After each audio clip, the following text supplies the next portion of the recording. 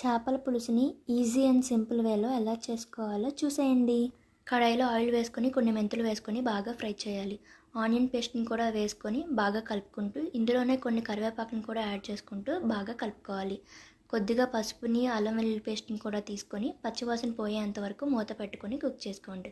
తర్వాత ఇందులోకి సరిపడినంత సాల్ట్, కారం కూడా వేసుకొని ముందుగా మిక్సీ పట్టిన టమాటా ప్యూరీని కూడా ఇందులో యాడ్ చేసుకొని టమాటాలోంచి వచ్చే పచ్చివాసన పోయేంత వరకు బాగా ఫ్రై చేసుకోండి. తర్వాత ధనియాల పొడిని, ఫిష్ మసాలాని కూడా యాడ్ చేసుకోండి. ఫిష్ మసాలా రెడీమేడ్ అని యూజ్ చేసుకోవచ్చండి, ఇంట్లోదైనా తయారు చేసుకోవచ్చు. నేనైతే రెడీమేడ్ది యూజ్ చేస్తున్నాను. ఇది బాగా ఫ్రై అయిపోయినాక పచ్చిమిరపకాయలు, ఇంకా ముందుగా మనం మ్యారినేట్ చేసి పెట్టుకున్న ఫిష్ పీసెస్ని కూడా ఇందులోకి వేసుకొని మూత పెట్టి కుక్ చేసుకోవాలి. నేనైతే పసుపు, ఉప్పు, కారం వేసి మ్యారినేట్ చేసుకున్నానండి.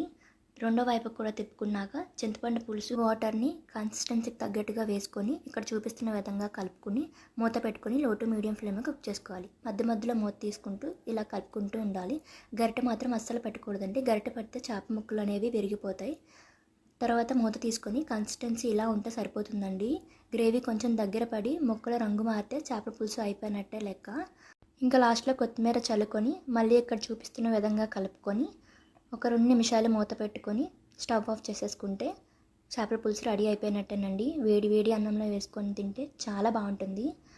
మీరు కూడా తప్పకుండా ట్రై చేయండి. మరిన్ని వీడియోస్ కోసం మన ఛానల్ని ఇప్పుడే సబ్స్క్రైబ్ చేయండి.